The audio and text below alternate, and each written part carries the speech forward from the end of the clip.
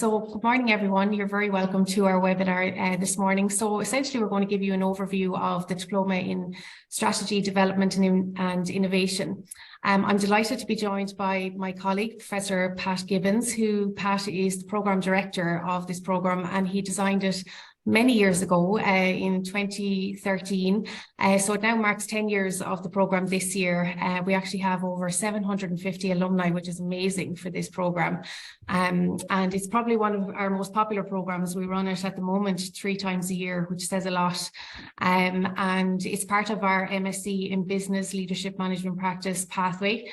And it's probably one that almost everybody has as part of their program, their master's pathway. Pat will give us an overview of the program. He will also give us an overview of strategic leadership skills.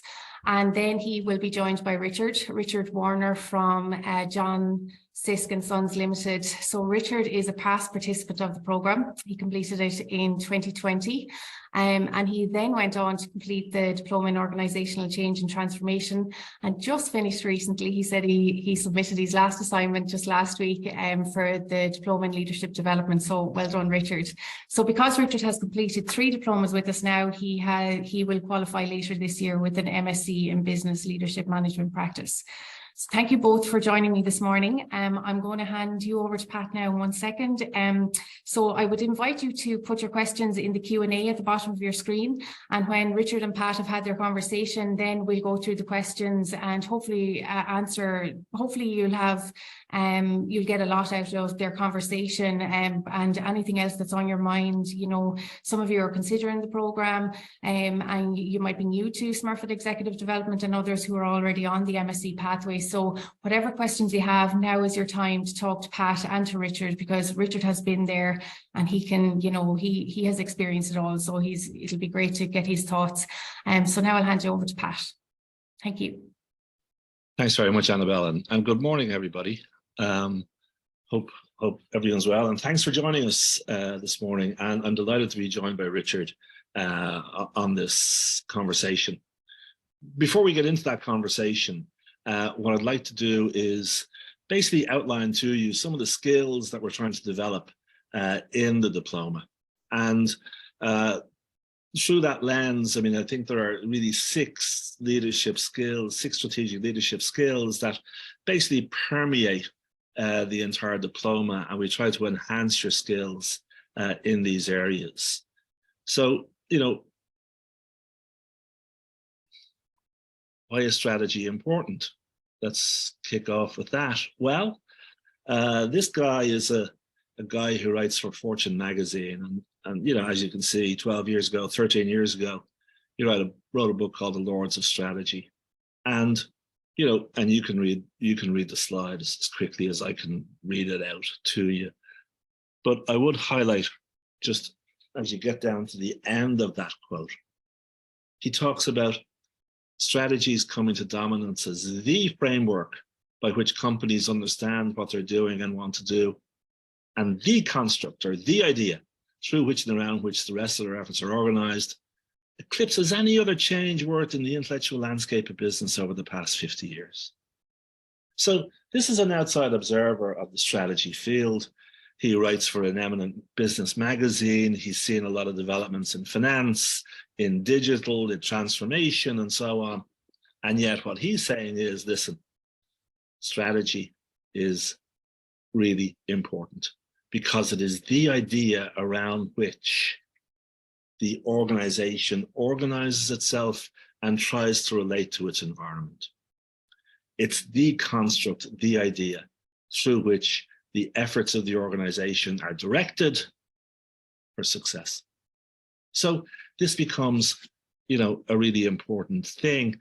And the purpose of our diploma is to enhance your ability to contribute to strategy dialogues or strategy discussions that happen in your organization. Why is strategy important? I don't have to tell you, you know, the world is changing around us at a frightening pace. You know, think about, you know, the last 5 years in particular, and the turmoil we've gone through. whether it's COVID, whether it's that terrible war. It's just things are changing, and things are changing in a way that's hard to predict. Okay, and I want to come back to that in a moment. I'm sure you're all in business or in public service. Customer or client expectations keep on ratcheting up.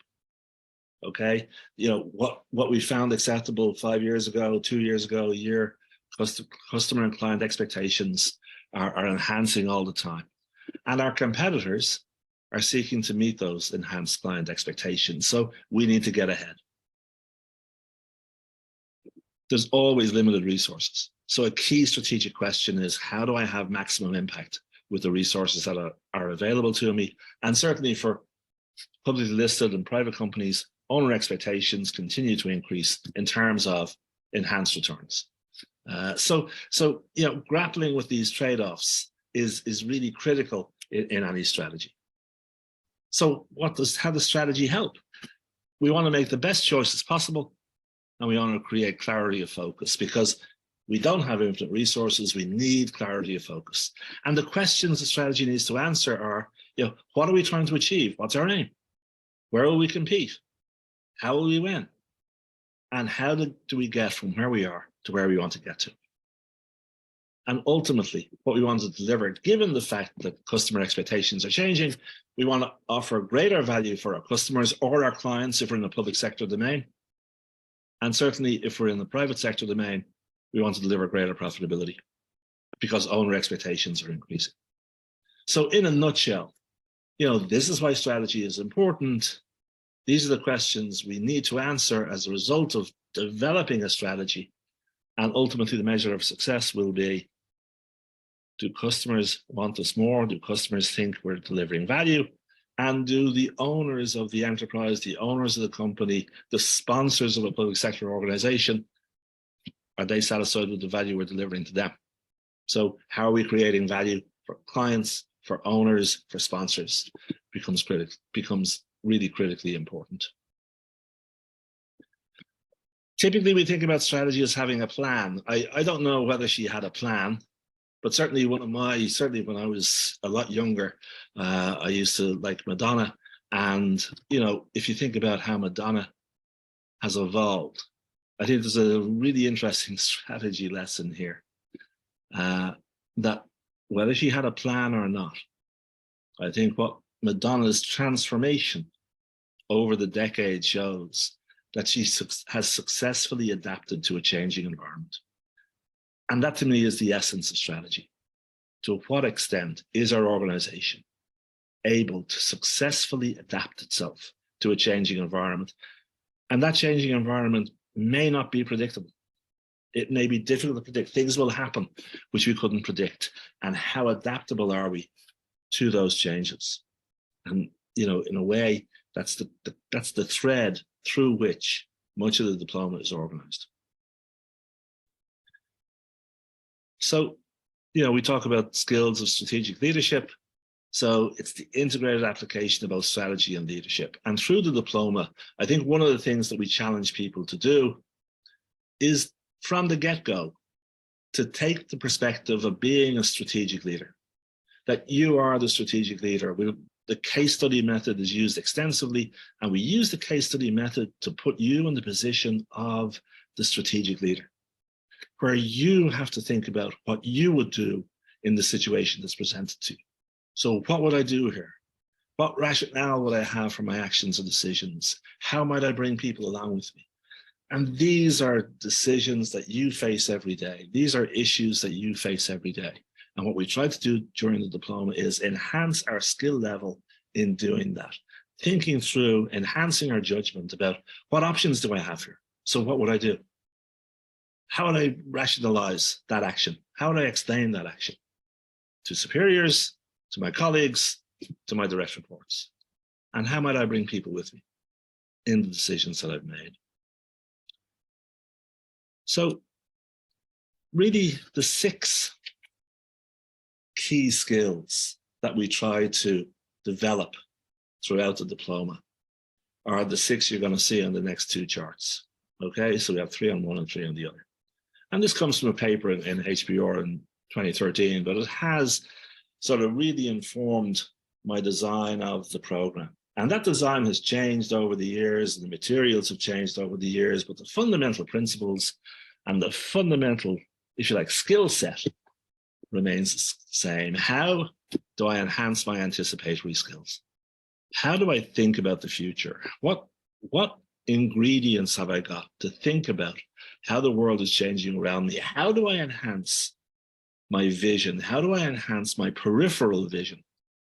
We tend to focus very much on the sector we're in. How do I begin to think more broadly about influences on my company, my organization, my agency?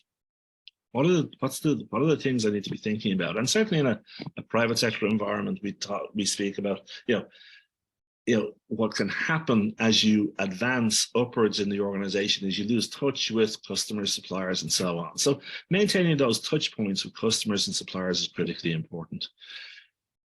We can think about looking at fast-growing rivals and examining actions that puzzle you. It doesn't say copy them. It says, think critically about how my competitors are growing.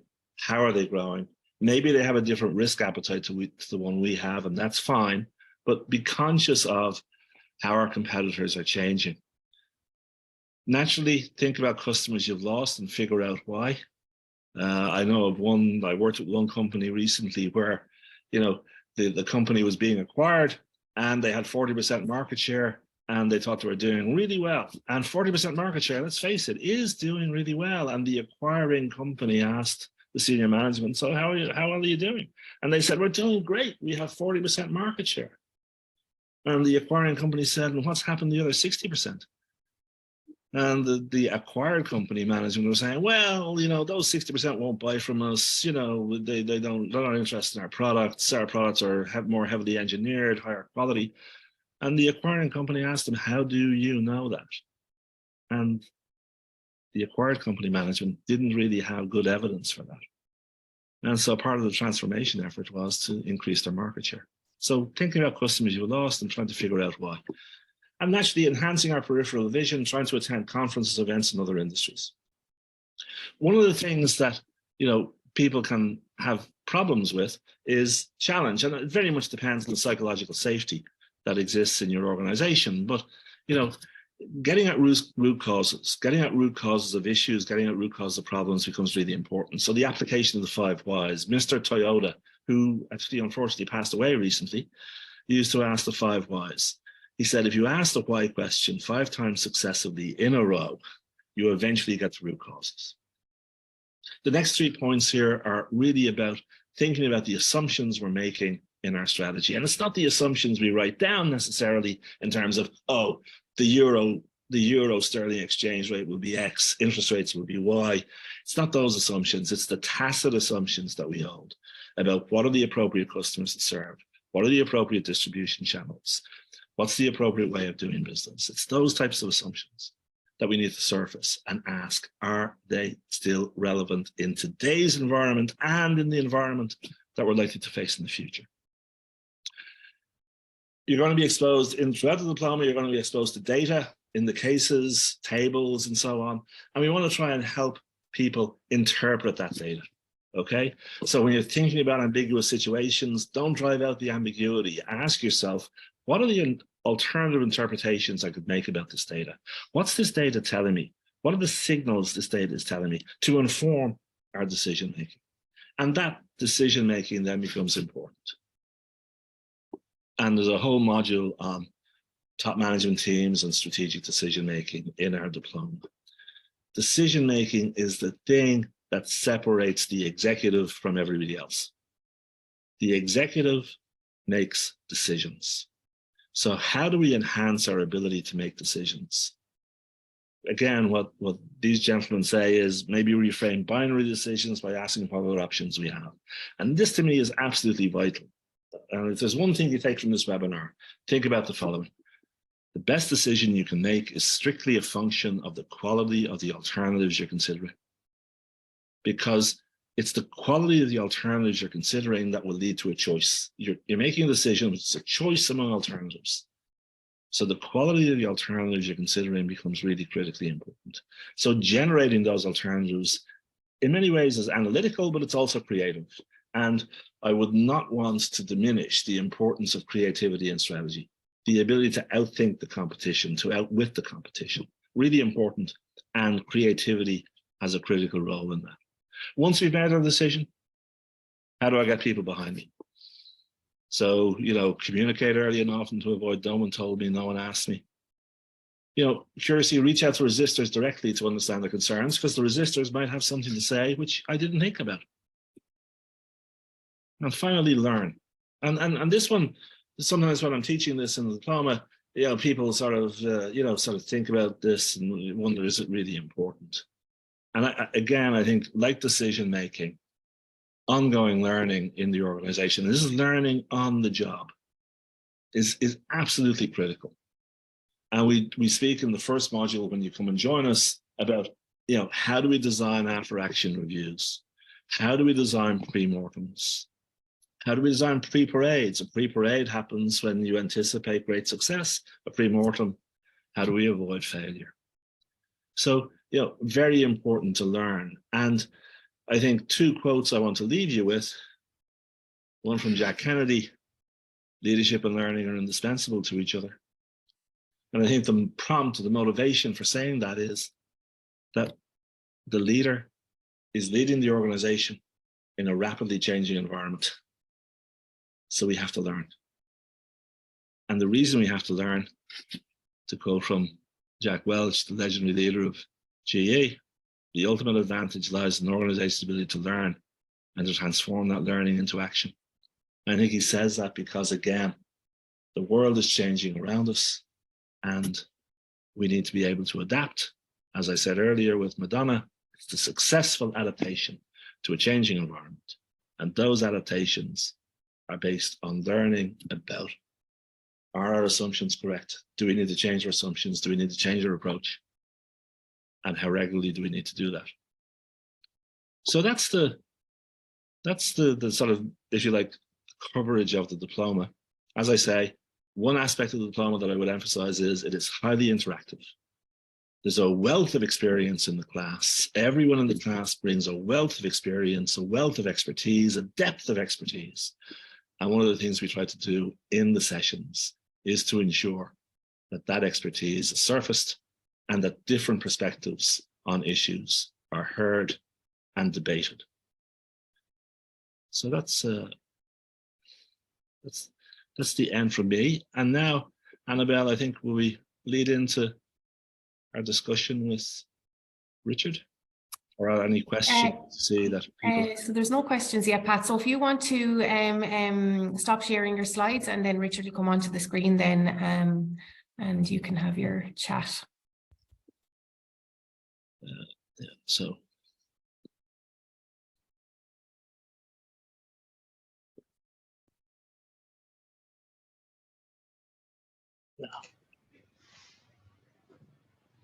Now, Richard, thanks so much for doing this. And, Richard, maybe you could outline to us what your role is and maybe what motivated you to join the Diploma in Strategy, which was your first diploma. And congratulations, by the way, on completing it. Thanks. Yeah, so thinking about 5 years ago, my career was in engineering, engineer by profession, project management, working on all kinds of projects, building infrastructural, light rail systems, you name it, all kinds of stuff. Around 2018, I got the opportunity to move into a strategy role, strategy and performance. There was 2 aspects to it by our then CEO. So I thought I'd grab that opportunity, and what we wanted to do as a business was really, we had never really formally strategized, right? Everything happened at a BU level.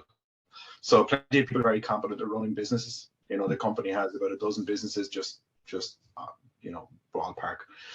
And we had loads of people who knew how to run those businesses, but they were like a confederation of individual businesses. Okay, so what we wanted to do was to be able to bring a bit more structure to that, a bit more cohesion towards that.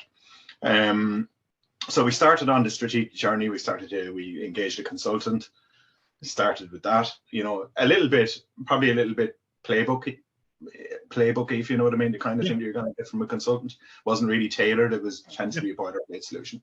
But nonetheless, that was probably an okay place to start. After a couple of years of that, of working with that, we had moved on in life, and we were doing things better than we used to do them. But still, I think the key thing for me was that I needed to have credibility in my role. Right, I'd say if there was one single thing that I wanted to be able to do, is that if I had a role, effectively, I was an internal consultant. I was working with COOs, I was working with the business leaders, and the credibility as well as the skills was really important for me, because that's just the way that I'm hardwired. I need to have that credibility. You know, I had the credibility as an engineer and a project manager, and I needed this as well. So I wanted to be able to do myself and the business justice in the role that I was doing. Right, and leading on from that, how did the program help you in your role? What were some of the things you took from the program that maybe helped you develop your role? Well, naturally enough, as people don't know, but you and I know, there's approaches. You know, it's understanding the structure of strategy. It's understanding the tools, the processes, the approach, the analysis. I mean, you've mentioned a lot of it there. Obviously, at the start, we didn't really have a structure for that kind of stuff. So it enabled me to, through the learnings, through the theory, through the case studies, and through the conversations. One of the key things that you mentioned, Pat, was the conversations with other people in other industries and understanding the challenges that they had, because I was the only person in construction on the course, which I was delighted with, quite frankly, right? Because then it gave me an opportunity to stretch myself. So being able to put a structure behind something which was probably being done in silos and in slightly different ways, to get a little bit more discipline, not to be straitjacketing people, but just to have enough of a framework as we progressed through the years of maturity, because we've become more, since I started this course, our maturity level has improved year on year. Right. Our efficiency has improved year on year. So this wasn't about putting loads of tools in people's way. It was understanding what was right for us as a business and an individual business unit as part of a €2 billion organization. So, and gradually evolving that and becoming more and more lean and more, and just impactful in what we were trying to do in strategy, and just trying to get more out of it, you know. And just thinking about that's how it helped you. Do you think it's helped the business? Do you think that the approach has helped the business? Yeah, so absolutely. Like, the return on investment is, I don't know how many times, you know, I mean, anybody would say that the fee for this course, right, without it being a sales pitch for your course, but there you go. But the return on investment is a no-brainer, and in fact on the entire program, because because I'm in the role that I'm in, and I know everybody on this call is probably running their own business and they're not in the role that I'm in, which is a kind of internal consultant, if I was to put it that way, right? It's like, helping people with their strategy is a lot of my job, right? I don't have to actually do the business, but I coach, mentor, facilitate, bring people through the journey. I am that. You mentioned the devil's advocate in one of the first slides. Okay, you need to be dangerous when you're being the devil's advocate the whole time, because they can become very, very difficult to listen to. But it's just poking and nudging and course correcting people, and just, you know, devil's advocate is probably the strongest way we could put it.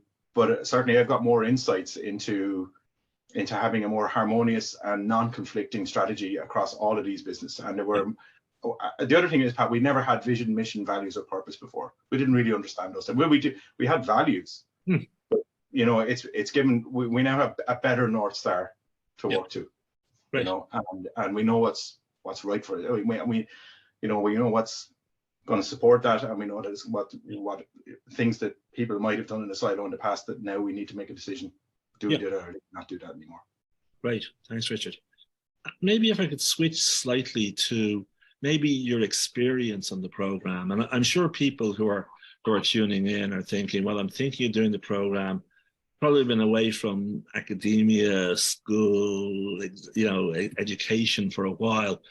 I'm probably thinking about, well, undoubtedly it's a diploma, it's a postgraduate diploma, it's a serious qualification. And they're probably thinking about two things. First of all, what's the classroom experience like? I suppose secondly, maybe more important, like all students everywhere, what are the assignments like? So maybe we could start off with maybe the classroom experience. You know, and I teach one module on the program and my colleagues teach 5 others. So you get plenty of variety of perspective and teaching approach. So maybe you could speak to what the classroom experience is like. Yeah, so I mean, I've had a lot of classroom experience over the last few years. We started the course, Pat, when COVID just kicked in, so a lot of our classroom experience was on Zoom. Yeah. The one thing that the Zoom did, which was an unexpected thing, was that I got to know absolutely everybody in the class. Because when you go into a classroom, sometimes you might be sitting within the same 6 or 7 people sitting around you, but we got to know absolutely everybody, so it was really, really good. What I found is that everybody who's on this course, you know, they got into a mindset really, really quickly that that it was almost like a team effort. They wanted to learn from one another. You know, one thing about the course is because of the way that you've structured the course and the learning experience, you know, when we're in our 2 days and our weekend sessions, you know, okay, we have to do our pre-readings and sometimes pre-assignments, which I think you might have fewer of than we had when we were doing it during the COVID year. But just the way that it's structured and the discussion, there's an awful lot of discussion based off the cold calling. I mean, it's a negative phrase when you say it out loud, but it's really important because, you know, what I found was, because that was the ground rules for the course, right? You shall be cold called and we want to hear your opinion. It's a safe place to speak. There's no stupid answers. It's just your take on it.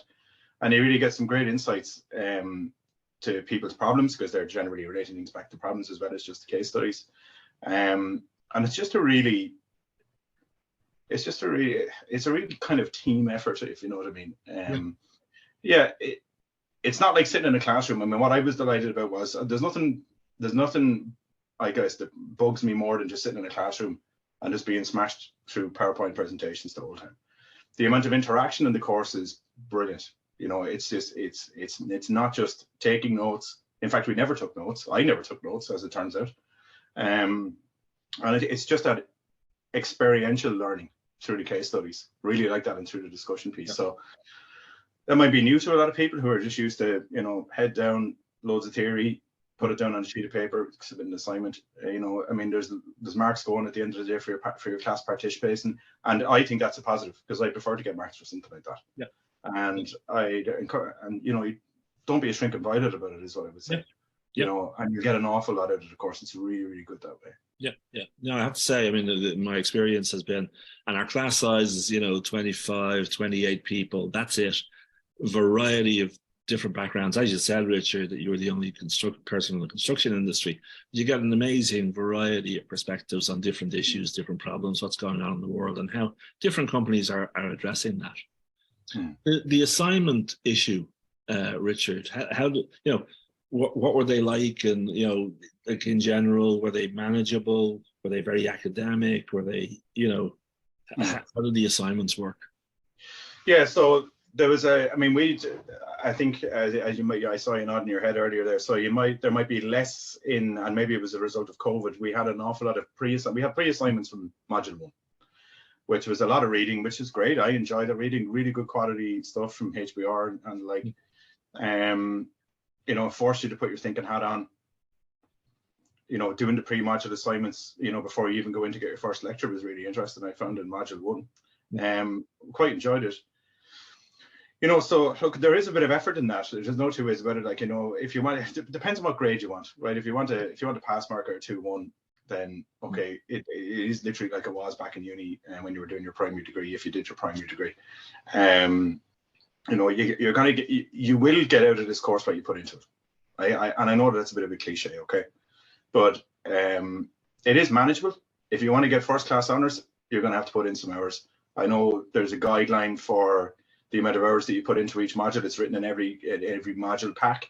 Yep. You know, so you get an idea of what you're going to do. So that enables you to at least plan.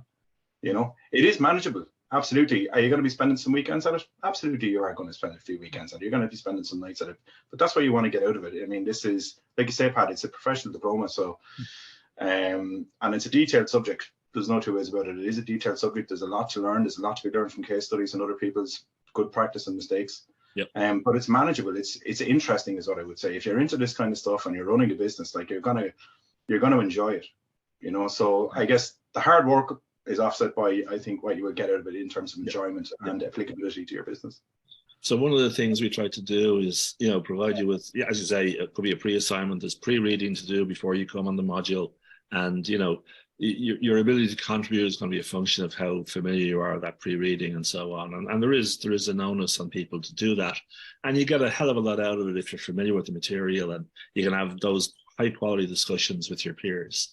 Then we have some post-module assignments as well.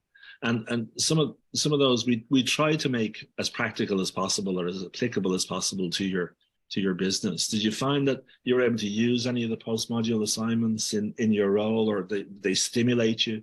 Absolutely. Because of the role that I'm in as well, Pat, I was able to come away from almost every weekend. And while I might not have been able to implement or do something the following Monday, I was able to start thinking about things that I needed to do in the months ahead. So, and I was lucky in my role in that way, because with that kind of internal consultancy role, I came away from modules thinking, Christ, why do we do that way? I wish I'd have known this before. Let's start making some incremental changes. It wasn't like we tried to boil the ocean. Sure. Okay. It was just, these incremental changes.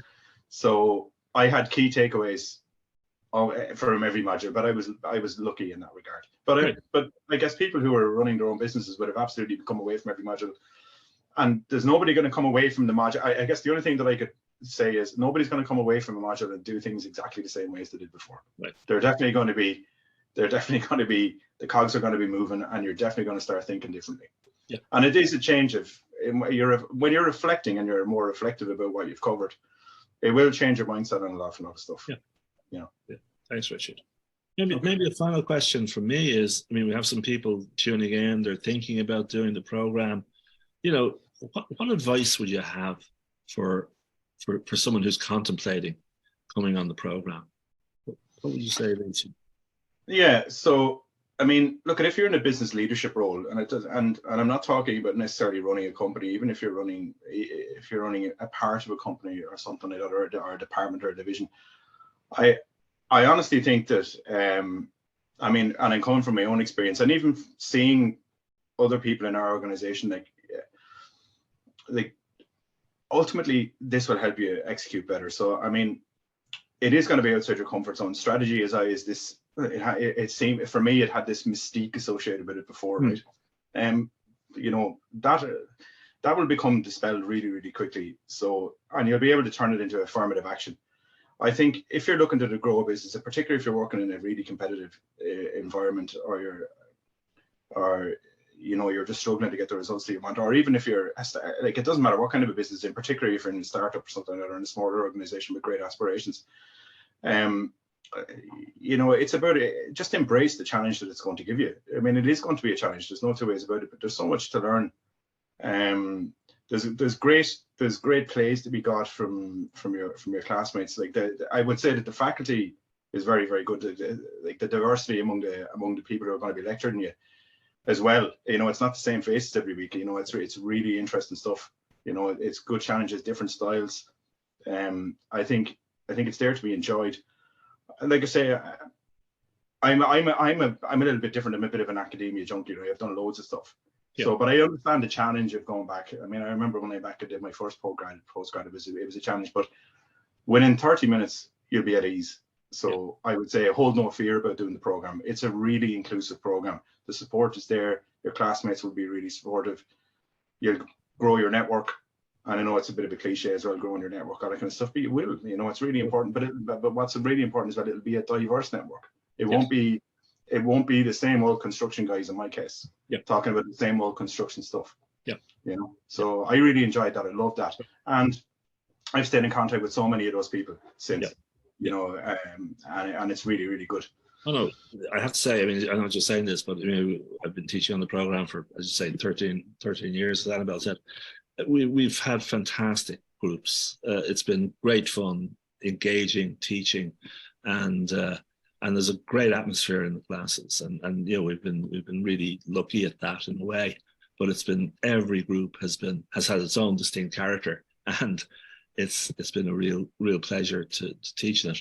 And just for anyone who's tuning in from the public sector, what I would say is we have a large number of public sector participants on each program, and naturally Richard comes from a specific business background, but those skills, anticipation, challenge, interpret, decide, align, learn, are as applicable in public sector third sector organizations as they are in business organizations. And we deal with the challenges of managing strategy in the public sector as well throughout the program. So Annabelle, I'm just wondering if there are questions for Richard or for myself or both of us from any of the participants. Yeah, so just at the bottom of your screen, Richard and Pat, I think you're able to read them as well. There's one each, I think. Are you able to view it? Yeah, I can see that one. If you want me to go with the first one. Yeah, go ahead there, Richard. I can go with that. Yeah, so can I ask Richard, did Richard consider doing an MBA and why he opted for strategic leadership? It wasn't really to do with anything. I don't know if there's much difference between doing this 3-year program and doing an MBA. Pat, maybe you have never done an MBA, so I don't know, but I know that I've been through 3 years of college and I've only just finished it. Yeah. But the reason that I didn't do an MBA is because, and this is just in my head, whether it was right or wrong, I don't really want to run a business. Okay. I always find that an MBA is a broad understanding of an awful lot of stuff, whereas an MSc is probably more targeted to specific pillars of business. And I like what I do. I mean, throughout my career, when I was an engineer, I always thought I was going to end up being a MD or CEO of a construction business. But as years went by, I found that I less wanted to do less and less. What I wanted to be was working in parts of the business. So I work in strategy, project management, and performance, and that kind of stuff, right? So I wanted a deeper understanding of those pillars so that I could forge a career in those pillars. Yeah. And that would support me. So that's the reason that I did that. Yeah, and Richard, that's the way I'd answer that. Sorry, that's the way I'd answer that question for the participants as well. I think an MBA is a fantastic qualification. It's if it's part-time, it's 2 years. It gives you a broad breadth of various business disciplines. I think what we're trying to do in executive education is provide, depth in a number of discrete areas. So just to speak to Richard's personal experience, depth in strategy, depth in organization change, and depth in sort of personal leadership and leading people. So going into those areas quite deeply. And that's naturally a trade-off. It's a trade-off depending on the stage of your career. It's a trade-off depending on what you want out of a learning experience and how you see that learning experience fitting into your personal career development, as Richard articulated. So I think that those are the choices. But offline, I'm happy to answer that question and have a discussion with anyone who's thinking about that trade-off, and I'll be very open about which one might work best for the individual.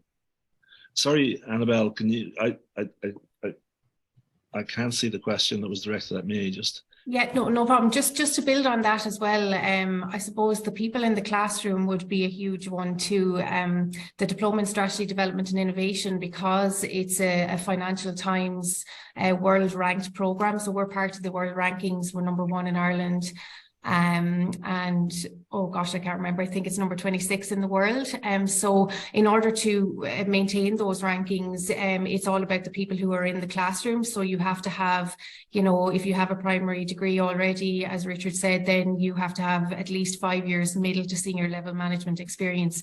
And we're very strict on that because, as Richard rightly put, and Pat, it's what you learn from everybody else in the classroom. So in the MBA, I'm not sure what the entry requirements are, if they're quite as strict. So just to kind of think about who's going to be in the classroom with you as well. But yeah, it really is honing in on those particular gaps, skill gaps and areas so you can choose your 3 areas then if you decide to do the MSc with us, as opposed to the MBA, which is a little bit more general, as Richard pointed out. So Pat, this question is for you and I. So Tisha is from Ireland and she has 6.5 years experience.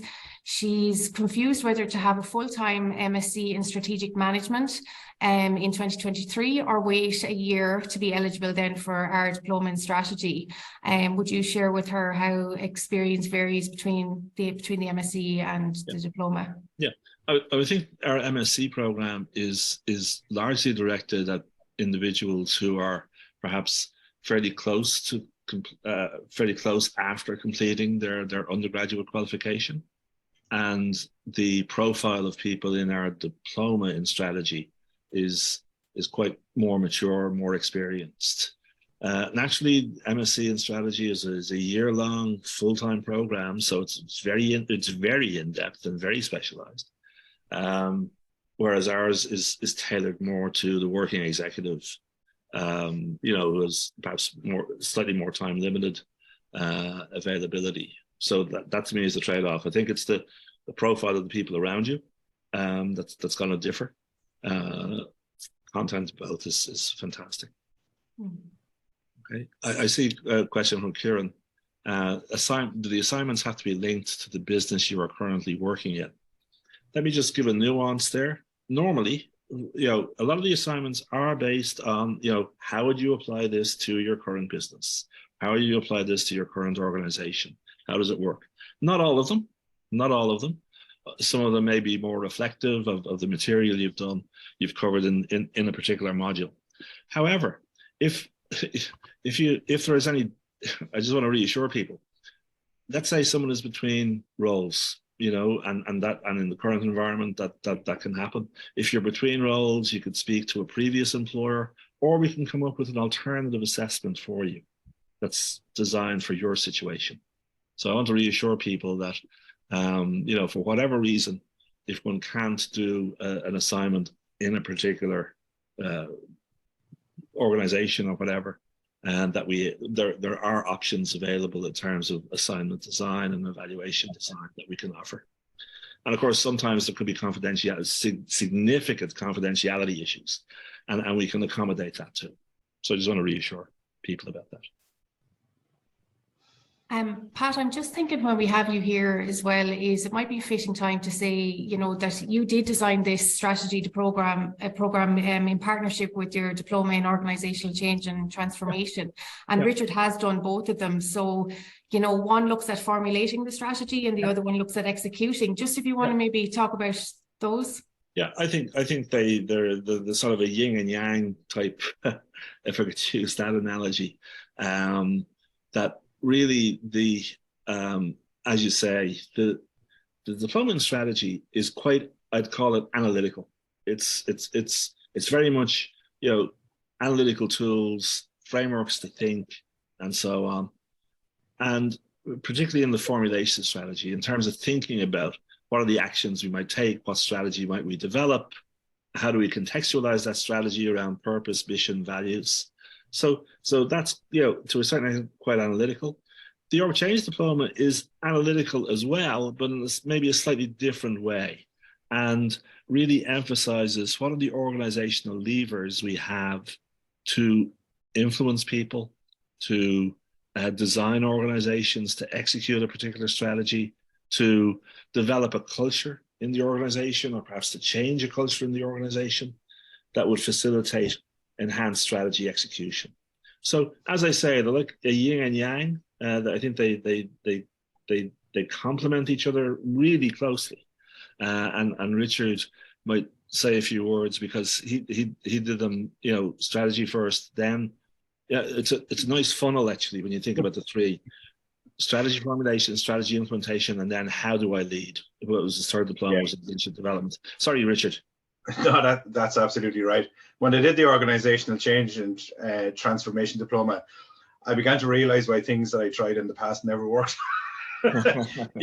So it's one thing. Yeah, it's one thing having the frameworks, coming up with a plan. It's the skills that you learn in the organizational change and transformation course are how to. It's a different set of skills and theories around how to actually implement a lot of that change. So you're kind of getting to the back end of implementation a little bit more. And like I say, even when I think about before I even got into strategy, some of the stuff that I tried to change, because I'm a bit of a change agent and have been for years, constantly getting antsy about the way we do things. And that's why I work on lean and continuous improvement as well. Yeah. But I found that my approaches towards organizational change were probably haphazard in the past, or ill-conceived in my mind, or not executed well. So I learned a huge amount. In many ways, I came away. I remember I was in the middle of the organizational change course, and I thought, this is actually more difficult than the strategy. Yeah. I thought the strategy was comprehensive, but this is actually the hard part. And now I'm beginning to, and there was an awful lot of reflection on my part about things that had gone one way or the other in the past. I think I think that's it. I think the strategy formulation is, wow, I can do this, I can add value. And then I think the organization changed because we've all been through change programs. We've led them or been subject to them. And it really causes reflection, I think, doing that diploma, to think about, oh my gosh, perhaps I wish I'd known that, before. Kieran has another question just on the assignments, and I just want to answer that. The assignments, individual, group, or a mix. Let me say they're exclusively individual. And there's a principle behind that, and that is everyone on our program is working. Everyone has family lots of people have family responsibilities, different responsibilities, and whereas you will work in groups together when you meet, there will be extensive group work. You'll really get to know your colleagues very, very well. A lot of group activity. What we feel is that when it comes to the assignment, just getting people to schedule busy lives around a group assignment we feel would be onerous on people. And so we tend to rely on individual assignments after the modules, but extensive group activity during the modules. And actually, just to build on that as well, is some people that come in our programs haven't been in the classroom for a very, very long time, and they're a bit worried about the assignments. And Richard, you might, well, you did say that you love academia, so maybe it wasn't a thought for you, but we do actually offer writing workshops. So that is an option as well, just to kind of get you back into that, and just knowing what's expected of you, the structure, the content and all of that. So we do offer that support as well for you. And those are free, I hasten to add. Yeah, free work. And oddly enough, I'd highly recommend people take those workshops, not just for academic writing, I hasten to add, but actually for expression, for writing memos, for writing, for communicating in written format. They're short, really, really powerful and effective, and an important skill to have as a manager, to be able to communicate clearly and to the point. Great. So that's all the questions, I think. So what I'm going to do now is I'm going to finish it out from here. Thank you so much to Richard and to Pat for sharing their insights with us. It's been really helpful, and even I still learn so much from these, even though I'm talking about this program every day to people who are interested. So what I'm going to do now is I'm just going to talk about the logistics, applying and the actual application process.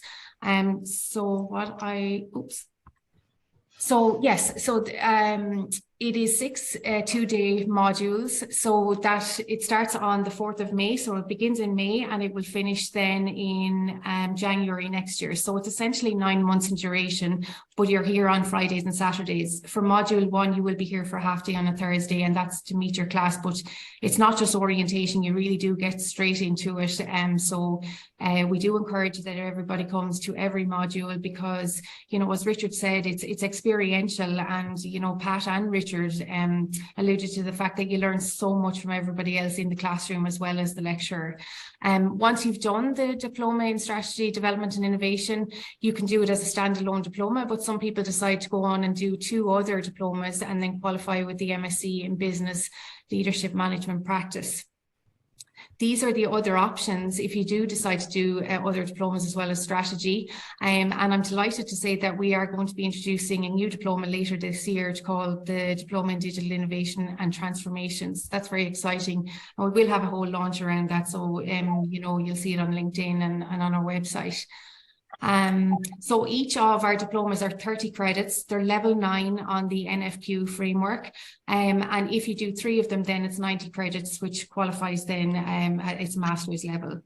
Once you're a student with us, you have access to our world-class facilities. So we have the gorgeous library there in Smurfit, and we have a beautiful dining room. We have access to Liguri House, and in the summertime we go there and have our lunches and our meals, and they have a lovely outdoor dining when the weather is nice. And, you know, we really are, we're part of the UCD Michael Smurford Graduate Business School, and we're kind of to the left of that building, and it's exclusive to executive development participants. So you really do get a lovely experience and feel, and, you know, it really does take you off site. You know, Richard mentioned about the experience online, and then he then experienced after COVID coming into the classroom and being in our lovely facilities. So here's a snapshot of some of our past participant organisations. So we do have a mix of public, private, and we do have not-for-profit as well, and every industry then within those. So the mix is amazing. You know, you're not just going to be in with people who are like yourself, and that's where all the learning happens. And you come away with, you know, just a lot more knowledge, I suppose. And you also find out that it's not just maybe you that's having this particular problem, you know, and that's quite reassuring. So the next intake is starting on the 4th of May. This will be our 29th intake. So it's amazing. There's been 28 other intakes that have gone before this. As I mentioned before, the diploma started in 2013, so it marks 10 years this year. We've had over 750 alumni. And, you know, once you do a diploma with us or the MSc, you become part of our alumni network. And we hold events all the time and gatherings, and, you know, we welcome you back, and, you know, you meet your old classmates, but you also, you know, it's that networking opportunity, and it's a great experience. I did already mention about the MSc Business Leadership and Management Practice pathway. The application process, though, I get this question a lot. So, you know, what does it involve? So in order to qualify for this program, you have to have a level 8 honours degree, and then at least 5 years middle to senior level management experience. If you don't have a degree or a previous qualification, it's absolutely no problem. What we look for then is at least 10 years middle to senior level management experience. And what I get you to fill in is a career portfolio form, and that just documents that experience there, along with a copy of your CV, and we bring it to the University Admissions Board then for approval. We do actually have almost in every class, you know, a few people who don't have a previous qualification, and it can be quite nerve-wracking because, you know, you probably haven't been in classroom for a very long time. So, but we do support you, and, you know, it's just, we are there to support you, and your experience is what really comes out when you're here in the classroom. I do encourage people to have a call with me, you know, before they apply, just to answer any questions that they have. I can take you through the program in more detail, but also just to make sure that it is a fit for your needs, you know, because you want to make the right decision. You know, it's a lot of money to invest, and, you know, you want to make sure that it is the right one for you, and the right time for you, because there is that commitment, as Richard pointed out. You know, you do have to dedicate that time. So I would encourage you, get in touch with me. Here's my email address and my phone number, and then I will send out a copy of this recording of the webinar to everybody, hopefully later today, if not tomorrow, and some other details. So if you're interested in at all, just come back to me, and I'll be delighted to help you out, because I have a limited number of places remaining for the intake starting on the 4th of May. Thank you so much to everyone for joining us this morning, and thank you to Richard and Pat especially, and Caroline in the background. We really appreciate you taking the time out, and for everybody who has come along this morning. Sorry, I think we just have one more question there.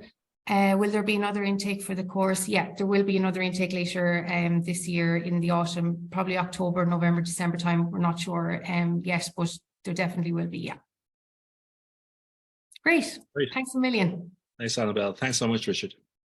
Thanks, Richard. Yeah. For everybody. No problem. Bye, everybody. All the best. Bye. Bye.